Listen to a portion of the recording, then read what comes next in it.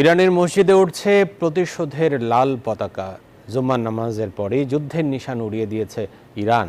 এর আগে নতুন করে ইরানের তাবরিজ শহরের সামরিক বিমানবন্দরে হামলা চালিয়েছে ইসরায়েল। তেল আবিবের এই কর্মকাণ্ডে কঠোর শাস্তির হুঁশিয়ারি দিয়েছেন ইরানের সর্বোচ্চ নেতা আয়াতুল্লাহ আলী খামেনি। ইসরায়েলের এই হামলায় ইরানের ৭০ জন নিহত হয়েছেন, আহত ৩ শতাধিক। ইরানের কুম শহরের একটি মসজিদে চূড়ায় উত্তোলন করা হয়েছে প্রতিশোধের লাল পতাকা। জুমার নামাজের পরেই যুদ্ধের নিশান উড়িয়ে দেয় তেহরান। অতীতেও শত্রুদের বিরুদ্ধে আনুষ্ঠানিক যুদ্ধ ঘোষণার আগে ইরানের সর্বোচ্চ ধর্মীয় নেতৃত্বের বার্তায় পবিত্র জামকারান মসজিদের চূড়ায় যুদ্ধের লাল রঙের নিশান উড়ানো হয়েছে। এর আগে ইসরায়েলের একের পর এক বিমান ও ড্রোন হামলায় কাঁপছে ইরান।